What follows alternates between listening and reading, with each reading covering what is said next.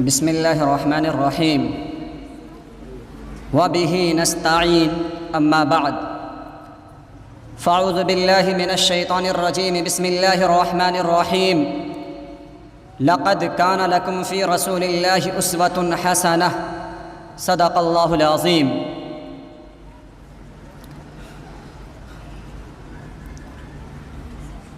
معزز حاضرین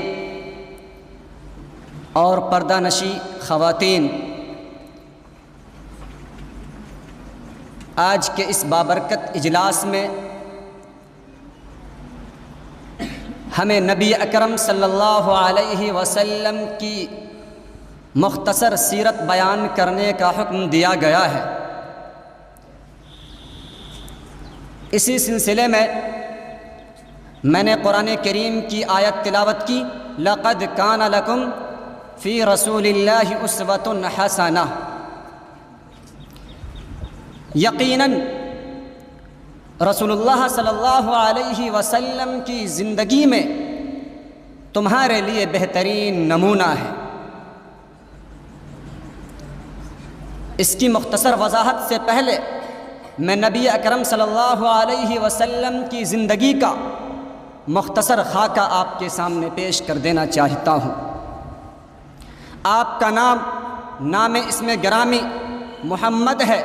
یہ نام آپ کے دادا عبد المطلب نے رکھا تھا۔ اس سے پتہ چل گیا کہ آپ کے دادا کا نام عبد المطلب ہے اور والد محترم کا نام عبداللہ ہے اور والدہ کا نام آمنہ ہے۔ آپ صلی اللہ علیہ وسلم کی پیدائش سے پہلے ہی آپ کے والد اس دنیا سے جا چکے۔ پھر آپ صلی اللہ علیہ وسلم اپنی آمنہ کے زیر تربیت پرورش پاتے رہے۔ آپ صلی اللہ علیہ وسلم کو دودھ پلانے والی سب سے پہلی آپ کی والدہ محترمہ ہے۔ پھر اس کے بعد ابو لہب کی باندی ہے جو کہ حضور صلی اللہ علیہ وسلم کی پیدائش کے وقت آزاد کر دی گئی۔ ابو لہب آپ صلی اللہ علیہ وسلم کی پیدائش کی خوشی میں اسے آزاد کر دیا تھا۔ اس کے بعد یہ دولت حلیمہ سعدیہ رضی اللہ عنہا کو میسر ہوئی۔ آپ صلی اللہ علیہ وسلم کی عمر مبارک جب 4 سال کی ہوئی تو آپ کی والدہ محترمہ بھی اس دنیا سے گزر چکی۔ آپ صلی اللہ علیہ وسلم اپنے دادا کی تربیت میں رہے۔ تقریباً 8 سال کی عمر میں آپ کے دادا بھی اس دنیا سے کوچ کر چکے۔ پھر آپ صلی اللہ علیہ وسلم اپنے چچا ابو طالب کی زیر تربیت رہے۔ اس طرح آپ صلی اللہ علیہ وسلم جوانی کی دہلیز پر قدم رکھتے ہیں۔ جب آپ کی عمر 40 سال کی ہو جاتی ہے تو آپ صلی اللہ علیہ وسلم کو غار حرا میں نبوت سے سرفراز فرمایا جاتا ہے۔ اس وقت سے آپ اللہ کے دین کو لوگوں تک پہنچانا شروع کر دیتے ہیں اور یہ دین پہنچانے میں طرح طرح کی مشقتیں پیش آتی ہیں، آپ سب کا سامنا کرتے رہتے ہیں۔ پھر آخر کار نبوت کے 13 سال بعد آپ صلی اللہ علیہ وسلم کو اپنا وطن عزیز مکہ مکرمہ چھوڑ کر مدینہ کی طرف ہجرت کرنے پر مجبور ہونا پڑا۔ پھر آپ صلی اللہ علیہ وسلم وہاں ہجرت فرماتے ہیں۔ اس کے بعد وہاں ایک اسلامی حکومت قائم کرتے ہیں اور دیگر قبائل سے معاہدہ کرتے ہیں اور کئی غزوات اس موقع پر پیش آتے ہیں۔ ان میں سے ایک غزوہ خندق ہے۔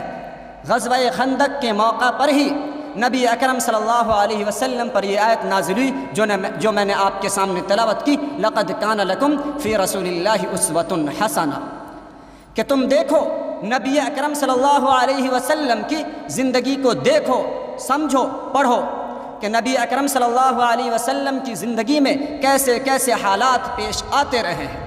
اگر تمہارے ساتھ بھی ایسا معاملہ ہو تو تم دیکھو کہ تمہارے نبی نے کیا عملی نمونہ پیش کر کے چلے گئے ہیں، تم بھی اس کو اپناؤ۔ دیگر غزوات کے بعد جب آپ صلی اللہ علیہ وسلم مکہ کو فتح کر چکے ہوتے ہیں، سن 11 ہجری میں آپ صلی اللہ علیہ وسلم اس دنیا سے کوچ فرما جاتے ہیں۔ آپ صلی اللہ علیہ وسلم کی زندگی کی عمر راجح قول کے مطابق 63 سال ہے۔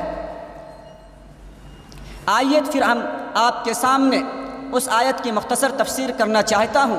لقد کان لکم فی رسول اللہ اسوۃ حسنہ، کہ نبی اکرم صلی اللہ علیہ وسلم کی زندگی میں آپ کے لیے بہترین نمونہ ہے، نقشہ ہے، آپ اس کو دیکھ کر اپنی زندگی کو گزار سکتے ہیں۔ اگر آپ کے سامنے سیاسی معاملہ ہو تو آپ نبی اکرم صلی اللہ علیہ وسلم کی زندگی کو دیکھیے کہ نبی اکرم صلی اللہ علیہ وسلم نے صلح حدیبیہ کے موقع پر کیسا سیاسی معاملہ پیش کیا، کس طرح گر کر مصلحت کر لی، لیکن اس کے پیچھے بڑی سیاست تھی۔ اگر آپ کے ساتھ معاشی معاملہ ہے، تجارت کا معاملہ ہے، تو آپ دیکھیے کہ نبی اکرم صلی اللہ علیہ وسلم نے حضرت خدیجہ رضی اللہ عنہا کا مال کس طرح فروخت کیا اور کس طرح خریدا۔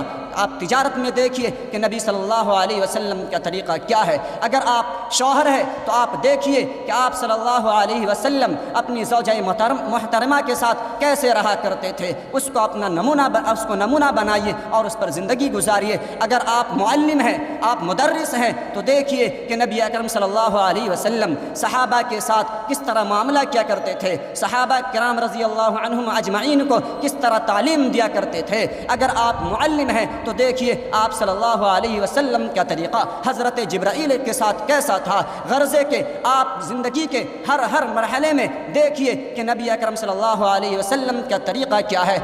یہ آیت صرف ایک آیت ہی نہیں بلکہ نبی اکرم صلی اللہ علیہ وسلم کی پوری زندگی کو نمونہ بنانے کا حکم دیا جا رہا ہے۔ اس آیت پر عمل کرنے والا یقیناً سچا مومن ہو جائے گا اور نبی اکرم صلی اللہ علیہ وسلم کا محب بن جائے گا۔